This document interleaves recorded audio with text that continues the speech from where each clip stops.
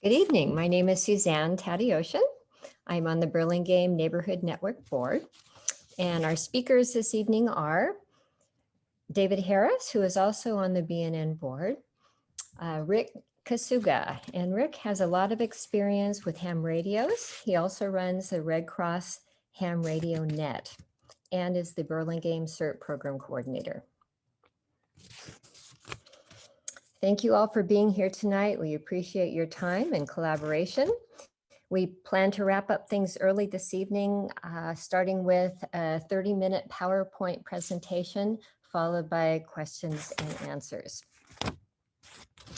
Please submit your questions to the chat room, which is the icon located at the bottom of your screen. We are recording this session, and we will be posting the recording of this session in a couple of days to our BNN website, burlingamenetwork.org, on the resource page under the 2021 disaster drill section. Alrighty, I'm gonna post up the PowerPoint presentation. If everyone can mute themselves, that would be fabulous. All right. So welcome everybody. Rick and I are going to sort of hand off these slides as we talk through them. Try to hold your questions to the end. I think it's just going to be a little bit easier for everybody that way. There's a fair amount of information, and we're going to try to go through it in a good rhythm. Try to get through this, and as Suzanne said, try to get everybody off done by 8 o'clock. So, as you all know, the drill is based on a simulated earthquake of 7.4. The participants include the block leads and neighbors. Many of you that's why you're here. We also have comm leads, ham radio operators, CERTs, the Community Emergency Response Team. And as in other years, we've got Central County Fire Department and Burlingame Police, and they will be actually during the drill driving around in their vehicles, checking on various blocks and having discussions, conversations with people. It's been a really good part of the drill in the past. Next slide.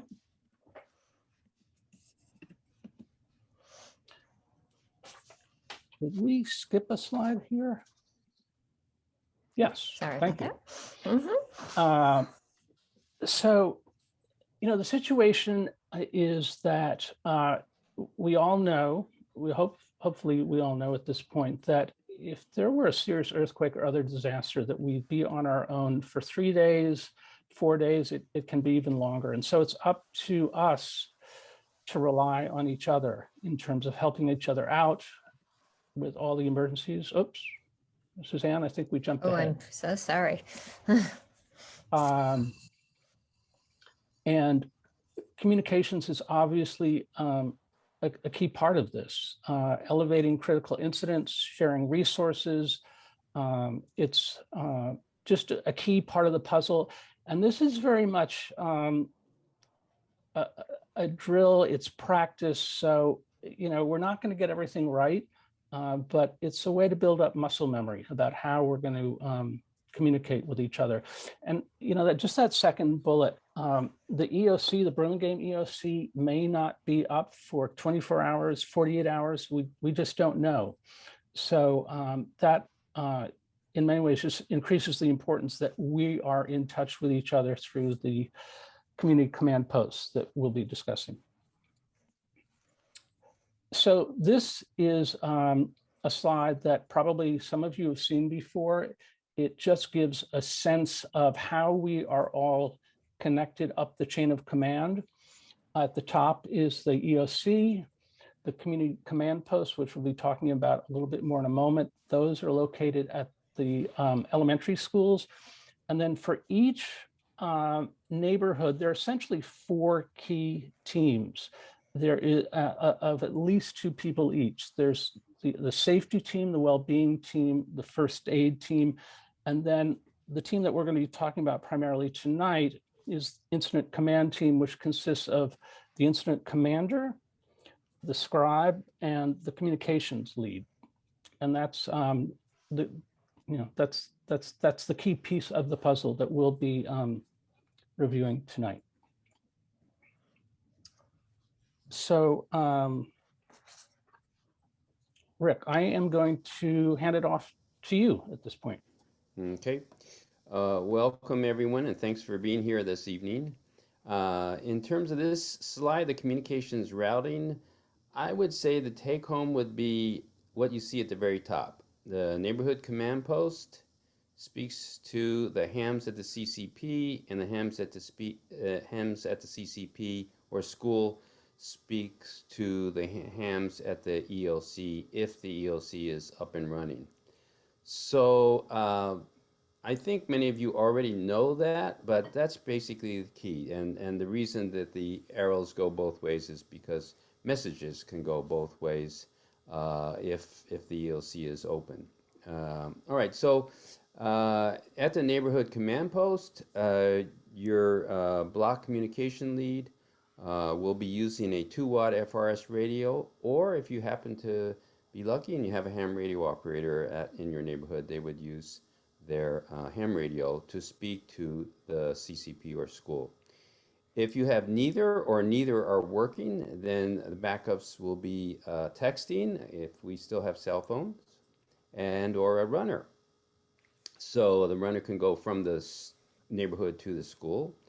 And as David has mentioned, the hams will be posted at the CCP or school, and they'll relay the information that the neighborhood sends to the school, and that information will be relayed to the ELC if the ELC is open. Now, I keep saying if the ELC is open because for this drill, the ELC will not be fully open, but we will be testing communications from the schools to the ELC, to the simulated ELC this year.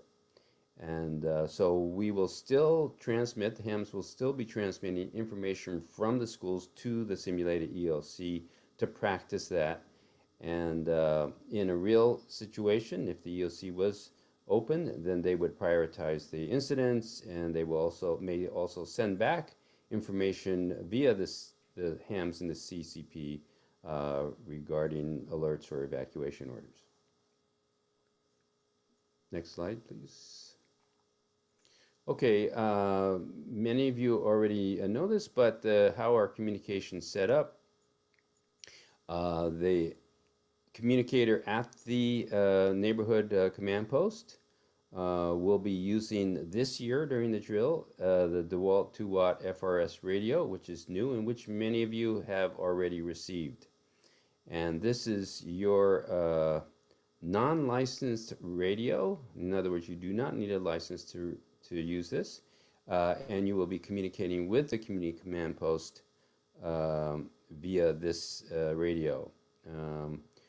We do recommend not using it for communications within your block because we would really like to keep that channel open for communications from neighborhoods to the school. Okay, and at the community command post, as you heard many times, there will be a ham radio operator and maybe a non-ham radio operator to help out. But basically, they will be around the school because there's some problems for strangers, I'll call them, which school might consider a ham radio operator a stranger on school grounds. So we will be mainly adjacent to the school, maybe on the sidewalks of the school, or even in a vehicle on the street next to the school. And as mentioned, the ham radio operators will receive incidents and data from the neighborhoods and send it to the ELC. There's a bullet point here. Hams at the CCPs may also relay messages between neighborhoods regarding available resources or assistance. This, I think, is really an important point. We probably will not be using it as much during the drill, but in the future, we may be able to help each other out because the ELC, if it's not open, will not be able to help neighborhoods, but neighborhoods may be able to help each other out if there's a way of communicating needs and resources. So I think that's an important bullet point for the future. I already mentioned about additional volunteers and about the emergency operators will have ham radio operators and will be established by the CCFD if necessary. Okay. And this slide is pretty self-explanatory. There are 6 elementary schools, which are our CCPs, Franklin, Lincoln, Hoover, Roosevelt, McKinley, and Washington. And they all report to the ELC, which is this year, the Simulate ELC is going to be at Station 36. And we'll be sending information, the HAMs will be sending information there. One other point is that McKinley had only one neighborhood reporting to it, so instead that neighborhood will be reporting to Washington, so there will be just 5 CCPs. So prior to the drill, we're going to be providing the volunteer hams with contact information for with the block leads and the comm leads. If you have time, if you're one of the hams, or if you're a block lead or a comm lead, consider reaching out to the person at the CCP or the other way around. If you're at the CCP to your block leads, either maybe the day before. It's just that there have been difficulties in the past with communications, and at least this way you'll have each other's text info. You'll be able to communicate if there are problems with for some reason with the radios. Just really briefly, I'm going to talk about using the radio effectively.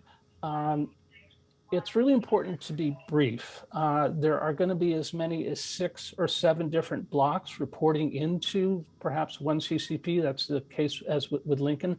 So you want to be brief and succinct.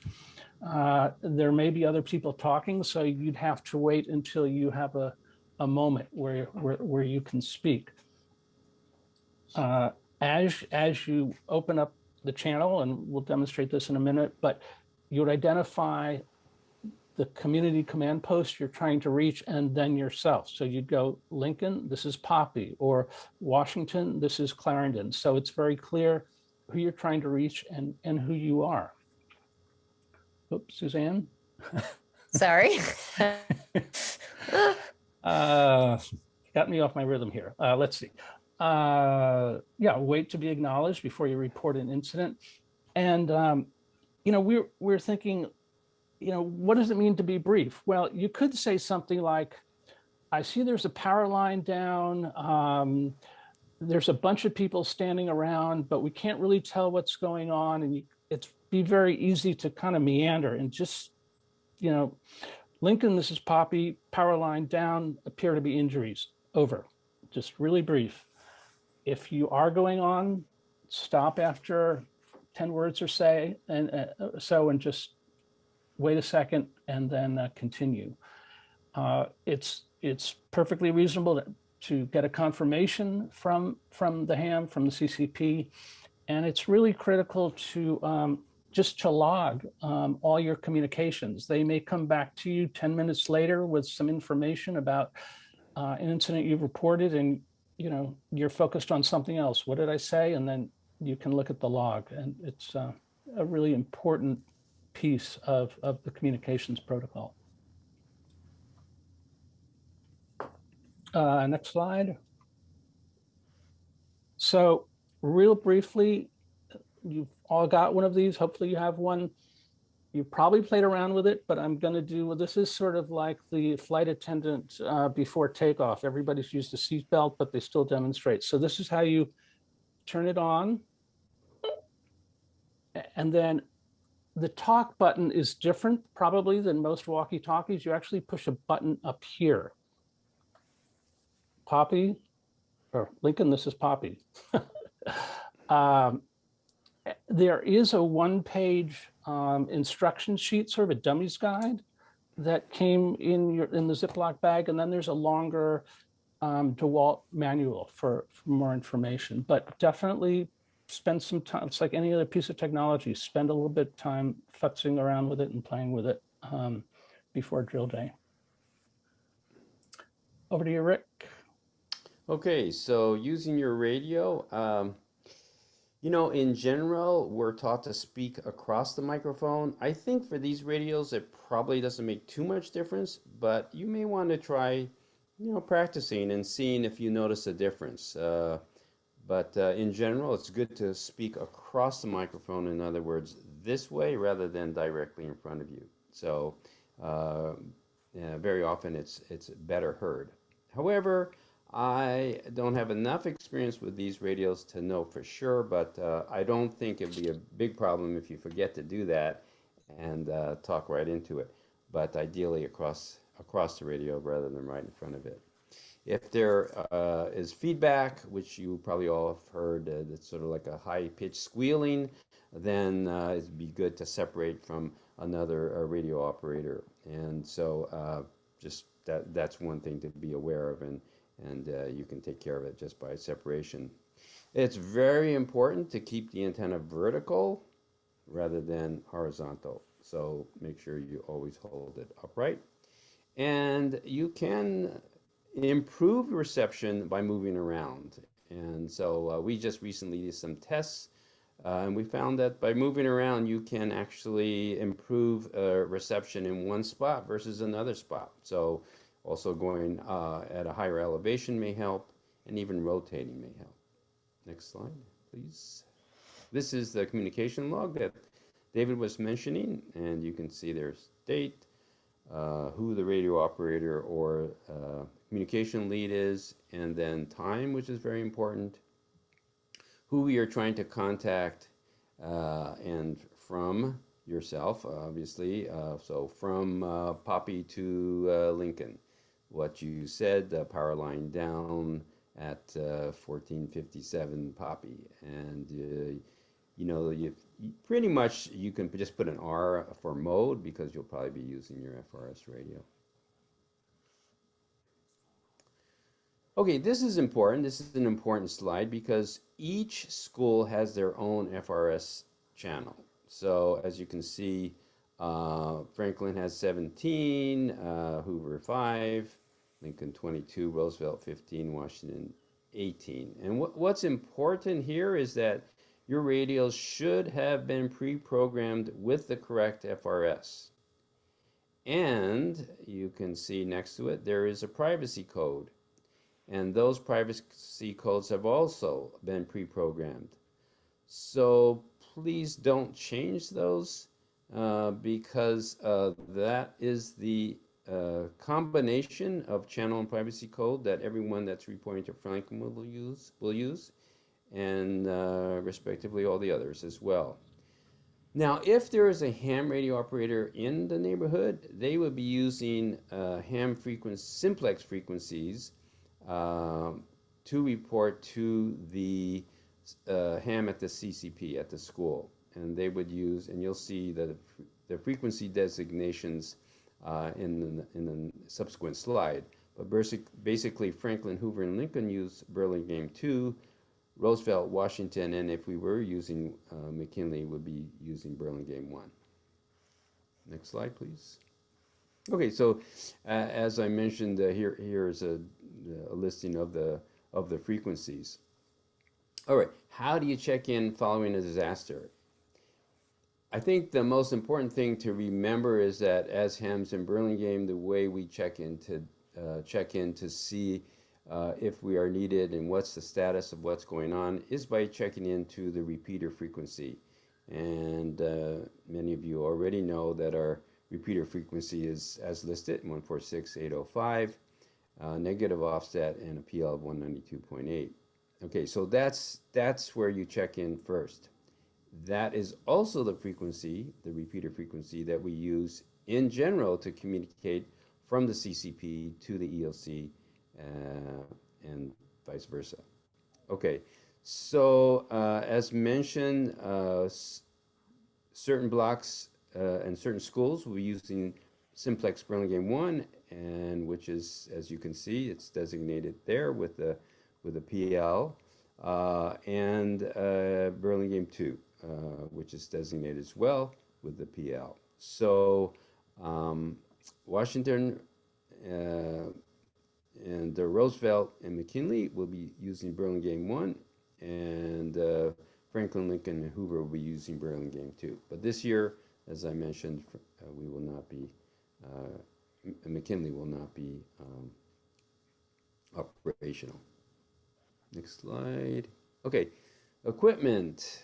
All right, this pretty self-explanatory as well. Neighborhood command posts most likely will be using your 2-watt FRS radio, and if you happen to have a ham radio operator in your neighborhood, they would use their ham radio.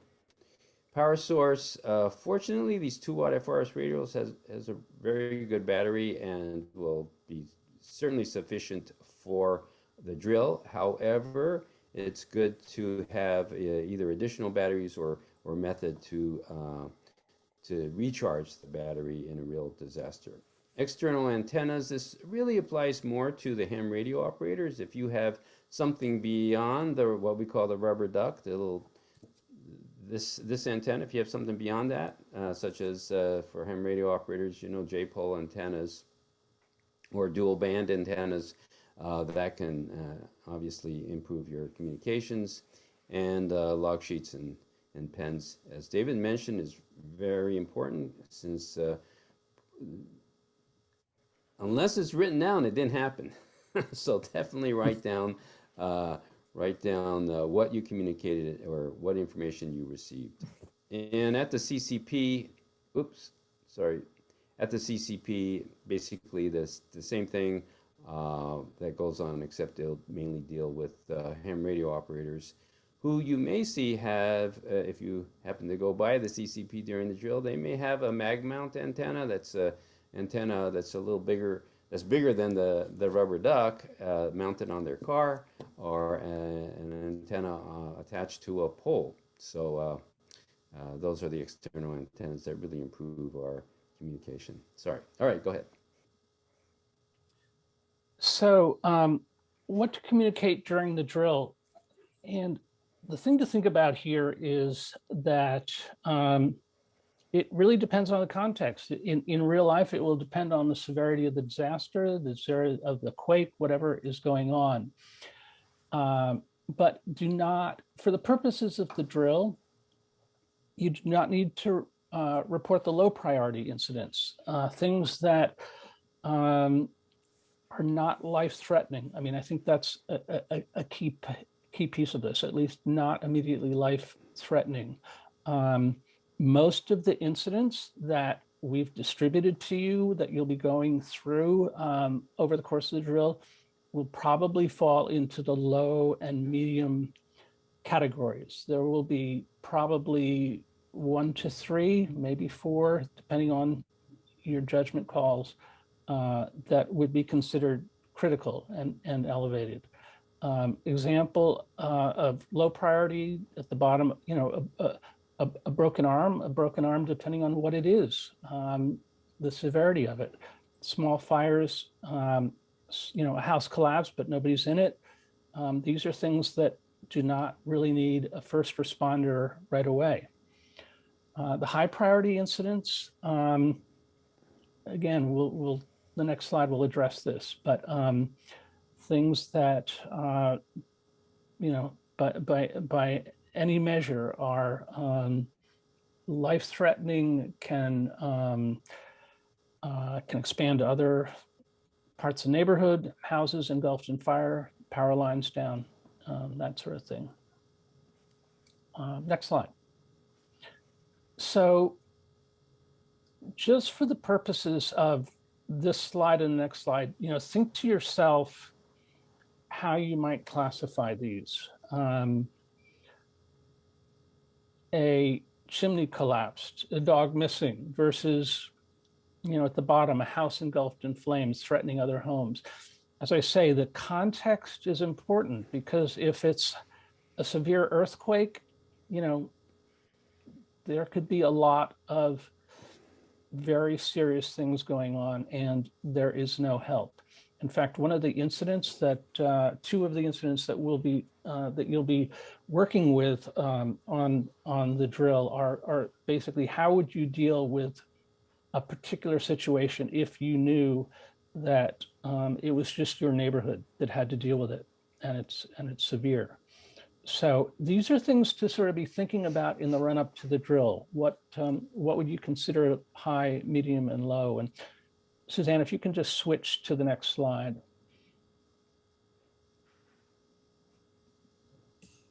Oh, oops, one back.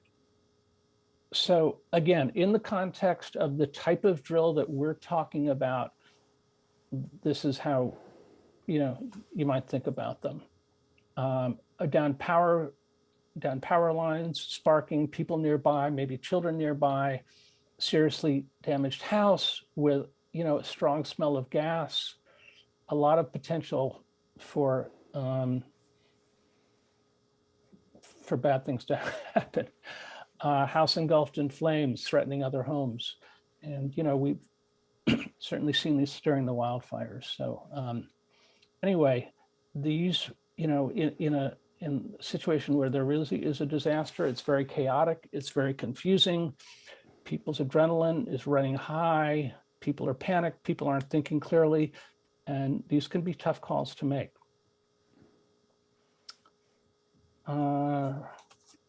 Rick, I think this is yours. Okay, yeah, so this is pretty self-explanatory, and I think most hams already do this, but of course have your Go kit ready, have your batteries charged, and many of you probably have extra batteries or clamshells that you could put batteries into. Test your your radios, and many of you check into the Tuesday night Burlingame Hillsborough MConnet just to make sure your radios are operating, and certainly if you don't usually do that, please check in if you need a place to check your radio. What we're going to do this year is we're going to try to contact the hams at the schools. They're going to try to contact the comm leads or the incident commanders in the neighborhood to check prior to the drill. So about 15 minutes or so before, I'm going to have the hams go down the list of neighborhoods that will be reporting to them and just do a radio check. So I think that would be very important. If in fact there is no good communication, then we would text or even use a cell phone, because we really do want you to practice communications. And so if the radios don't work this year, we'll go with whatever does work. All right, so yeah, the rest is pretty self-explanatory. Thanks, Suzanne. I think we are to your chat questions. Let me stop the share here.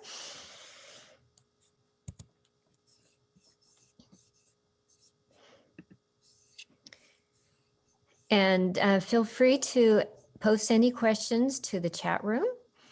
I'm gonna get started here, and it looks like Art Lehrman, your hand has been raised for a while. Do you want to start with your question? Yeah, I think Shirley had answered it, but the question is I guess for this particular moment, we are going to be using channel 15, even though we should be in channel 22 next to Lincoln. I guess we're going to do that for load balancing reasons. Does that sound correct?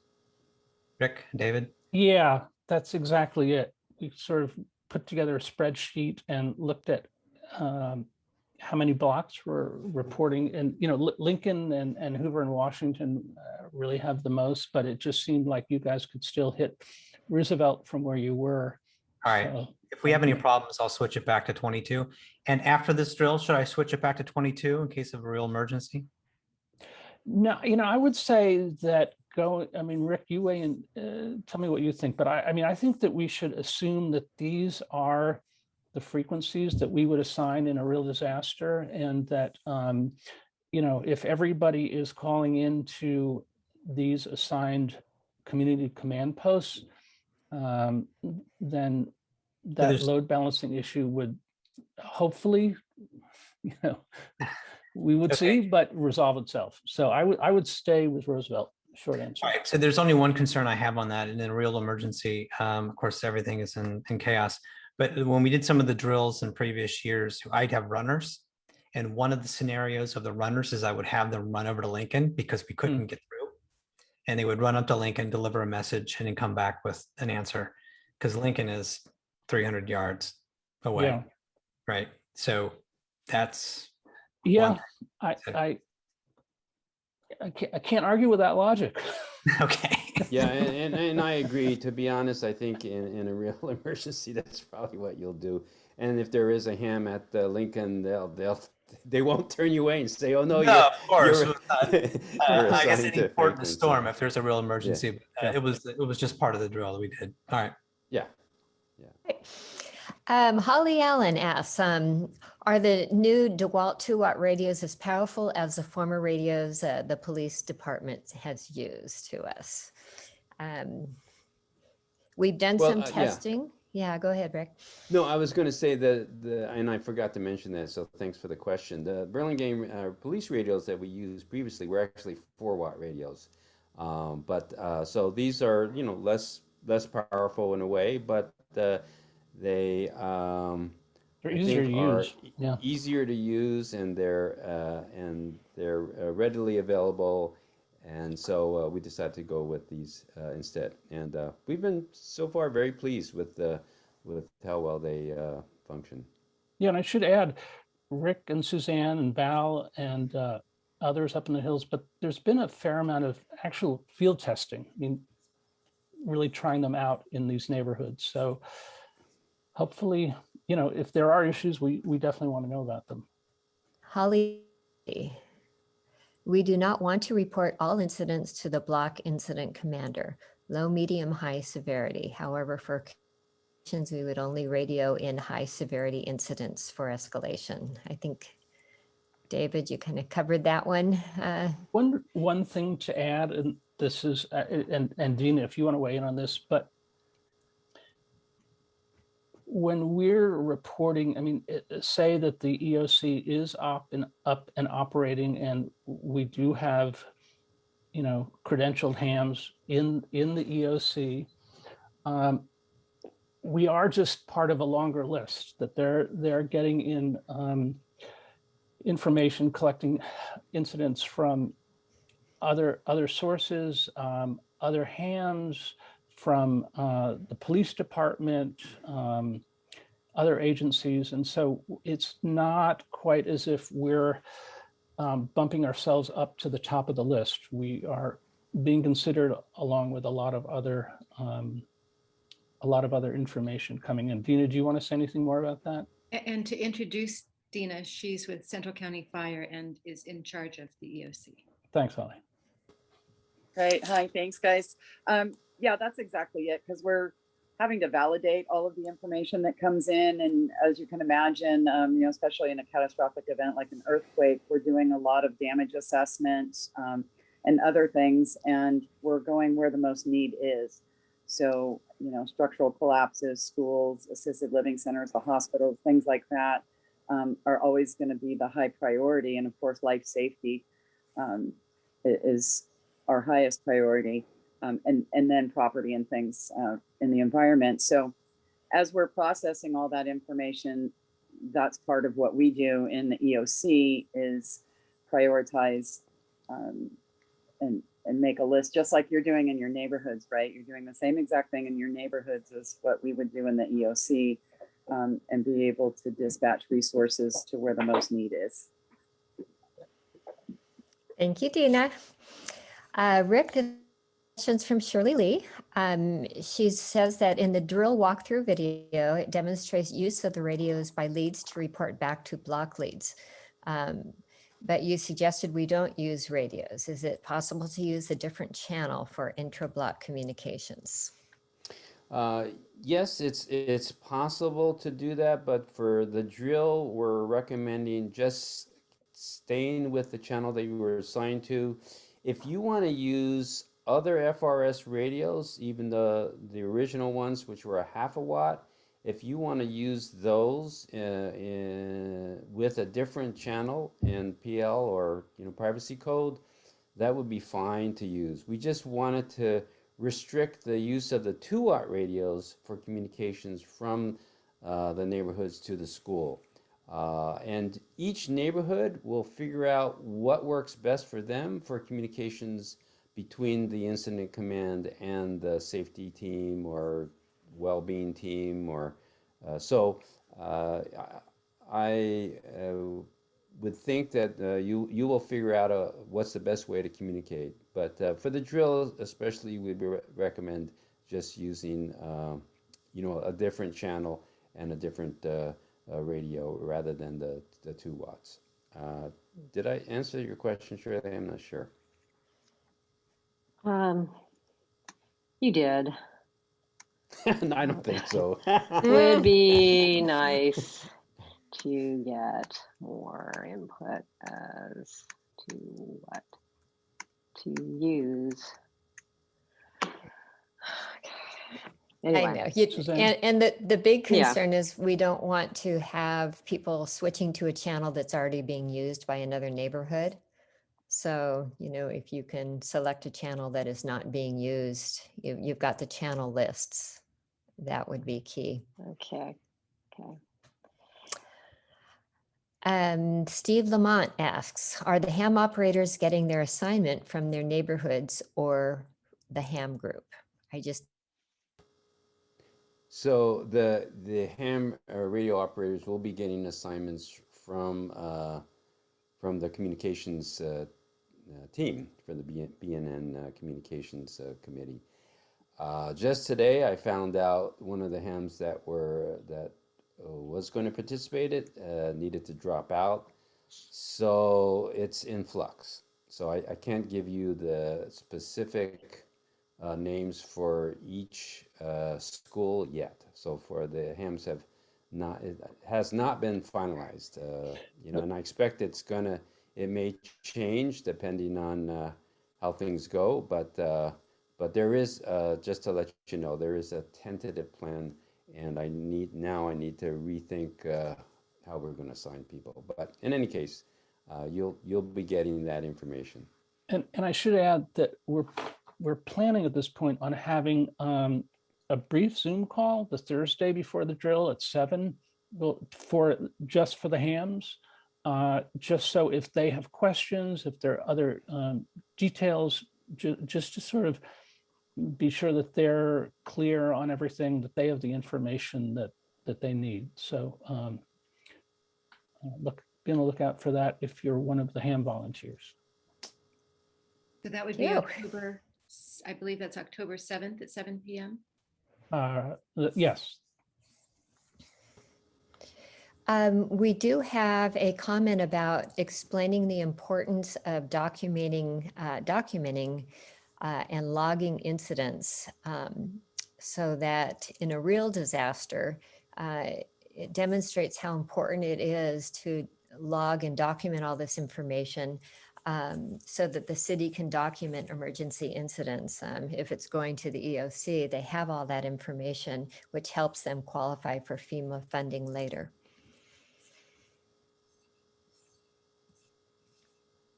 Raj Batniker, are there suggested FRS channels for interblock use?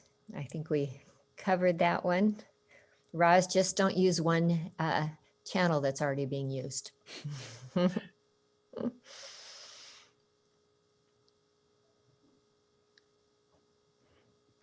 I have Melina Di Giovanni suggests it's important to keep all written communications recordings for a while. It could be important days after an event and post-event. Thank you, Melina. Question from Terry Nagel, what about Zello? So I'll dive in and Rick back me up here, but Zello is an app that you can download on your iPhone or your Android device. It functions sort of like a walkie-talkie. It's fairly straightforward to use, but there are channels involved, and you basically need to set up a system with other people who you're planning to communicate with. One interesting factoid I saw was that apparently it was the app of choice for a lot of the January 6th rioters. So it clearly works. Rick, do you have anything you want to add about using Zillow? No, I Excuse me. think it can be a very useful tool. Like anything else, it just needs to be practiced. And in fact, the CERT team did practice using Zello on a weekly net in the past. So it just, like everything, it just needs practice. But yeah, it was very effective. Suzanne, Yes, I'd like to get in line with a question when you're done with your list. Thanks. Okay, I've got one more and then Dave Hinkle, you're on. This is from Alden Cunningham. I assume if we have 1 watt walkie-talkies for intra condo communications, that won't interfere with the 2 watt ham radios for condo to CCP commo. Is that correct? So if you're on the same channel, that's is the possibility, and the same PL code. Let's see. And let's see. Let me see if I understand the question. Okay. So yeah, you can use the lower powered walkie-talkies, but of course don't be on the same channel and use the same PL code. But there is a question about. So it sounds like he's asking too, if he was on a 2 watt radio and didn't use the same channels that are being used, that would be fine, correct? Probably. I don't know how sensitive these radios are, but some radios aren't good at screening. I suspect it will be all right, but I can't tell you for sure. There's no problem at all. I think that would be a case where you just have to try it out. Thank you. David Hinkle, you're on. Back to the old Kenwoods that the neighborhood command posts were originally issued. I think they'd be good backup radios, but they were also programmed for a privacy channel by Justin, I think, when we originally inherited those. So I don't know how to program those, and they've all got privacy channels programmed. They don't display which they are. I can't reach that, so they may not be very useful. Yeah, Justin Crumlow, he was in charge of comms last year and in previous years. His recommendation to us was basically don't use them. They're difficult to program. The software to program is sort of open source, and he basically, strongly recommended that we not go that route. So our plan is just to collect them and actually hand them back to the police, and they will recycle them. Thank you. And the 4 watts sure is valuable, though. Thank you, Dave. Any other questions? Paula. Yes. All right. Hi, it's Paula here. So I did a rookie mistake and my battery's actually already drained. I must have left it on when I first got it. So it's charging now. So just how long does it take to charge? And then is there any, like if I did this in an emergency, is there any backup like batteries I can put into it or no? So it can actually be charged with a micro USB charger, which is the cord that do you have the charger or do you have the little port? It's charging right now next to me, plugged in with the. Okay. Yeah. But so you can plug that USB cord into a portable charging source, okay? And use that at your, wherever you're at. Okay, great, thank you. Leanne. How long will it take to charge, do you know? Well, if you have it running while you're using it, you should have power. But I think I charged mine overnight, it could take a while, but in using this radio, I used it for a week-long camp trip for all of our family members to test it out. We were all at different campsites and it never ran out of charge the full week that we used it. So they're good. And I understand from reading the user's manual that takes about 6 hours. That's what the Talk time? recommend- No, 6 hours to charge. Oh, to charge, I see. So Great. I have yet to see these radios. We've ordered them, we have them, but that's in California. I happen to be in Pennsylvania.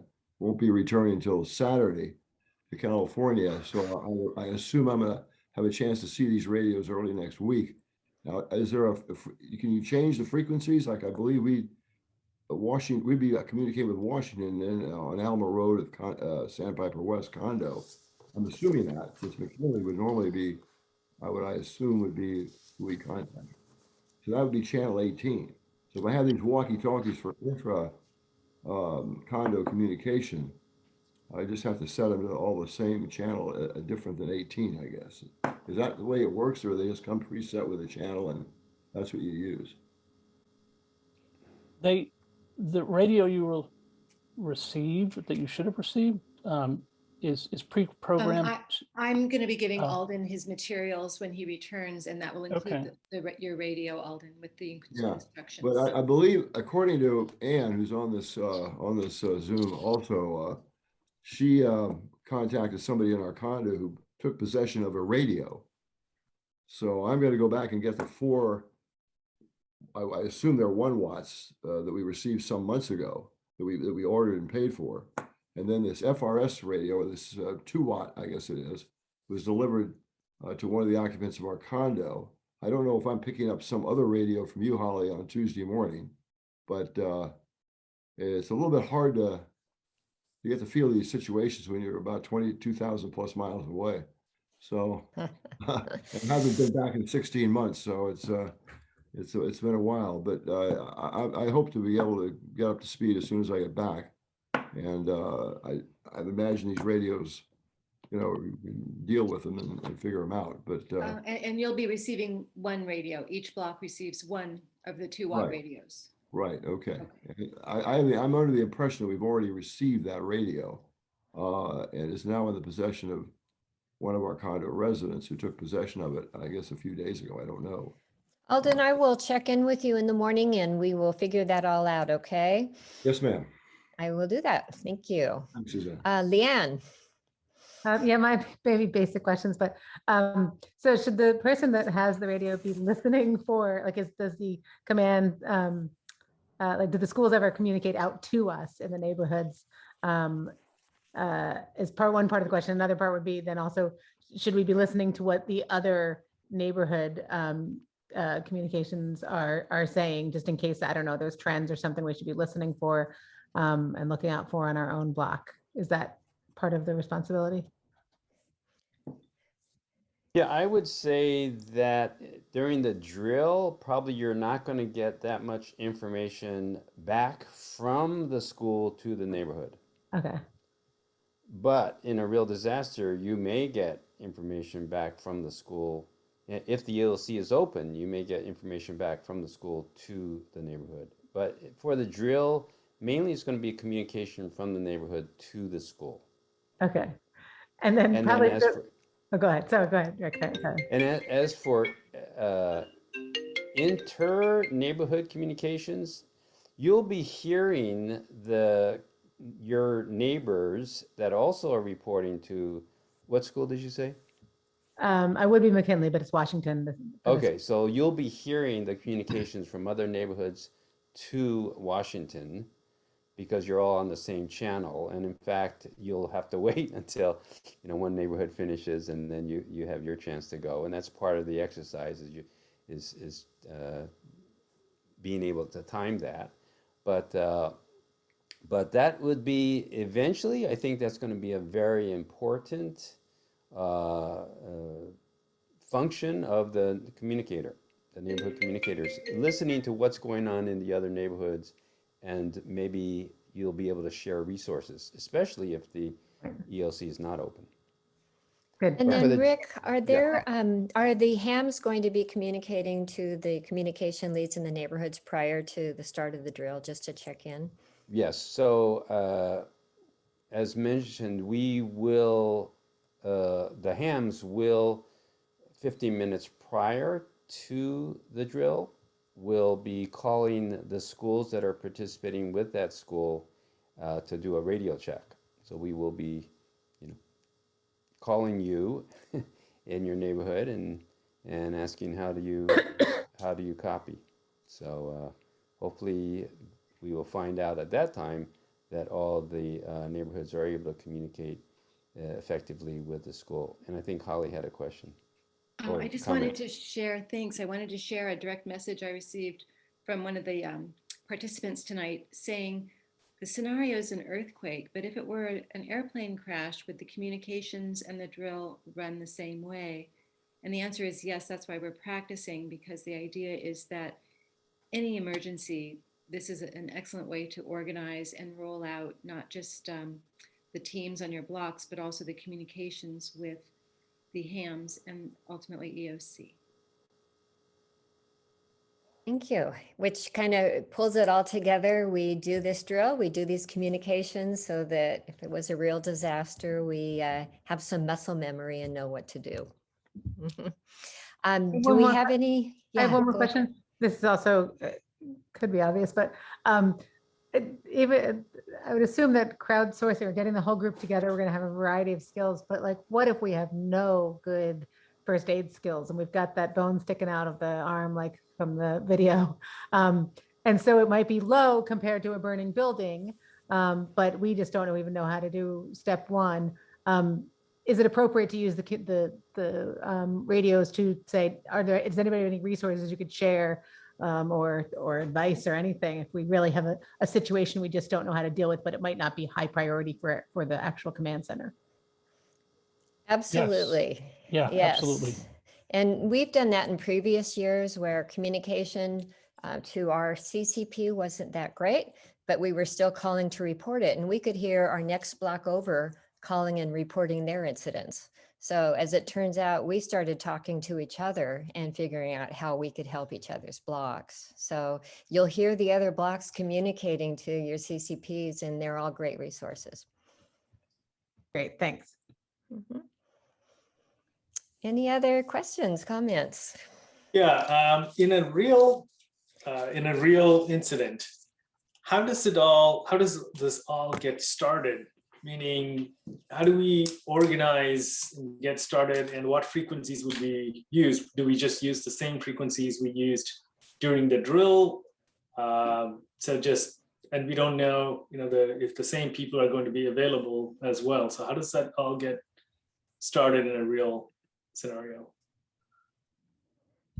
Well, I would just say, yes, our plan, what we're telling people is, yes, we would keep these same frequencies.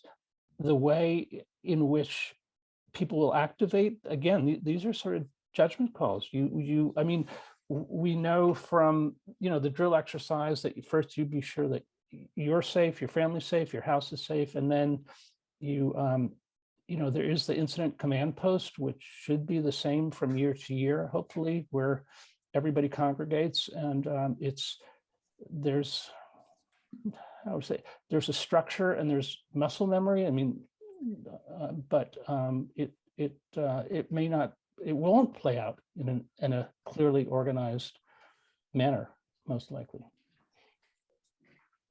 And again, if you are attempting to call in to your CCP and there's no one there, you may have other neighbors that are also attempting to contact the CCP, and then it becomes neighbors helping neighbors in a disaster until the EOC and CCP hams are available to start answering. Realistically, So we just start talking to each other, and eventually we get enough information that we slowly actually build this patchwork of connections together. Exactly. And, always make sure to document all your incidents and have your logs completed so that information can be passed on to the EOC once they get going. Cool. Okay. Hey, Suzanne, I think if other folks want to stay on, they're welcome to, but we should probably honor our commitment there. That sounds good. We're happy to stay on with other questions. David Harris, Rick Kasuga, thank you so much for all of your information tonight.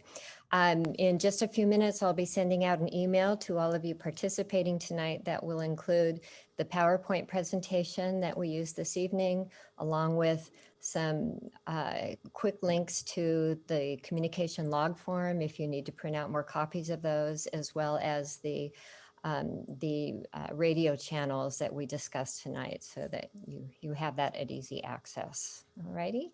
And please feel free to reach out to us if you have any questions. And thank you for your time this evening. Thank you. Thank you. Thank you. Thank you. Thank you. Mm-hmm. Thank you, everybody. Thank you. Thanks, everybody. Thanks, everybody.